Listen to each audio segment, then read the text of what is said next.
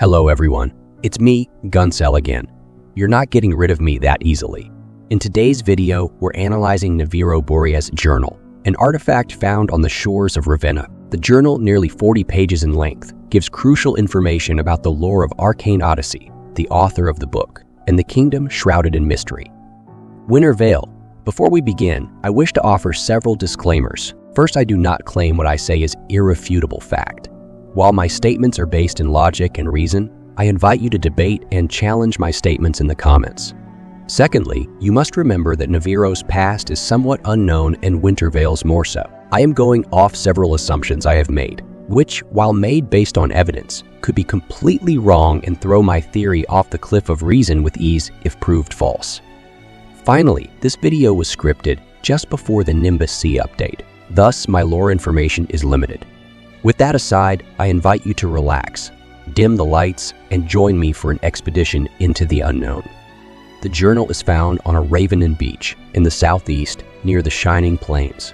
This indicates that the journal was dropped sometime during the Bronze Sea storyline, though whether intentionally or not remains to be seen. Let us briefly recap the journal. Starting with page 1, Neviro states that he is homeless. He has run away from his family, who he feels treated him with disdain due to a lack of magical prowess. He also states that his father passed away in a Ravennan attack. On day 3's entry, Neviro states he is riding merchant ships to the Stepstones. He says that he wishes to become the best spearman in the realm and that the mountain is quite far from his family, who will thus not be able to track him down and bring him home. He then goes on a brief monologue about his family, stating that his family had a long line of ice, snow, and water mages, until his grandfather procured the darkness curse and thus became a powerful warrior. His grandfather was killed by King Caesar II, or King Nero, in an attack that nearly wiped out his whole family. By day 5, Neviro has reached Munera Garden and discloses useful information about it. He describes it as a former vacation site for the Boreas family, where tournaments would be hosted. However, it is now ruined and deformed, the death site of his grandfather and a prime example of King Caesar II's destructive power. On day 8, the disgraced prince leaves the garden for the Stepstones. By day 13, he has finished scaling the mountain after much difficulty and has procured a small house for himself. On day 15, Neviro describes wanting a larger training space and travels to another sky island using a skyship. He reaches a place known as Skycliff Island and sets up camp in the island. By day 21, Neviro is back at Cirrus Island and is heading east for another, smaller island. Things are mostly normal until day 34 when he hears some sort of activity near him, fearing Ravennan spies. The prince hunkers down until day 37, when he hears the mysterious figures kidnapped an elderly fellow.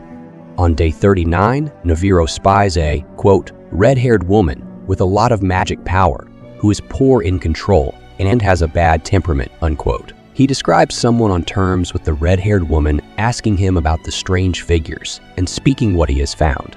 He then describes hearing fighting from Skycliff Island. He then hears the redhead and her companion talking about an order to which Elias, a nobleman of Ravenna, was a member of. He then describes going to the redhead and after briefly fighting with her, allying with the woman and telling her all he knows of the order and the Ravennan armed forces. The two then travel to Ravenna, where they expected to meet with the player's character, but find nothing except signs of battle on Mount Caesar. The two then meet Morden, a companion of the player, and the trio begins searching for their quarry. This concludes the raw material of the journal. Those who have even an elementary grasp on the story will immediately recognize several key elements. The red-haired woman, the player, Morden, the order, and Elias. Most of the latter contents of the journal merely provide background information from what we already know.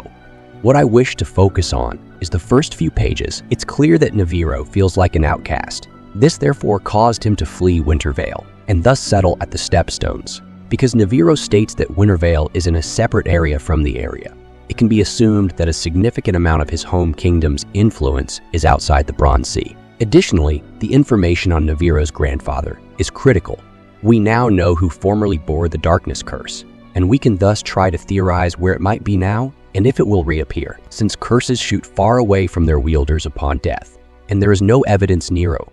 Caesar used a devourer to kill the then monarch Boreas, and since the site of death for the curse wielder was Munera Garden, I think the Darkness Curse is located outside of the Bronze Sea. I believe it could potentially be included in the future storyline, but there is no evidence for this. Finally, I wish to draw your attention to the passages in the journal about Munera Garden and how it was previously used as a vacation site and a tournament center due to how snowy and cold it was. However, going to the garden today in-game will not yield any sort of snow, but only moderate temperatures. Therefore, I think King Nero Caesar's curse attack permanently modified the climate of the area, and we can thus assume that Nero's curse, the Apocalypse Curse, was of such power as to defy the will of the gods. This has interesting implications for Morden, as he is a formerly somewhat normal mage now blessed with godlike abilities, and General Julian, who I have discussed in another video.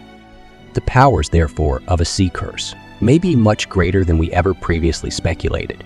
If the weather can be modified with the Apocalypse Curse, can the atmosphere we breathe be changed with the Cloud Curse?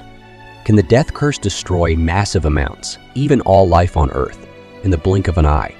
I think that the abilities of the player stated by people such as Calvus and Poseidon that are located in our blood would have to be of such a magnitude that they could potentially rival Durza and Theos. This is the only way one could shake someone as powerful as the curse-wielding High Lord of Aesir, King Calvus. The Order of Aesir, or at least its higher-ranking members, might seek the curses for their own power and to gain some unknown benefit, but I suspect it is also in large part because they are scared. Neviro's journal is the start of us as players gaining this knowledge, and perhaps being able to come up with more cohesive theories about Arcane Odyssey.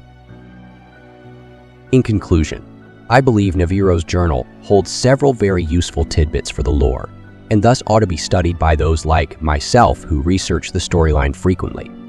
Now, as a final benediction, I turn this theory over to you. What did I miss? What did I get wrong? Comment it down below. Challenge my theories. Good luck brainstorming, and thank you for watching this video. Please like and subscribe if you feel I have warranted it. Have an outstanding rest of your day.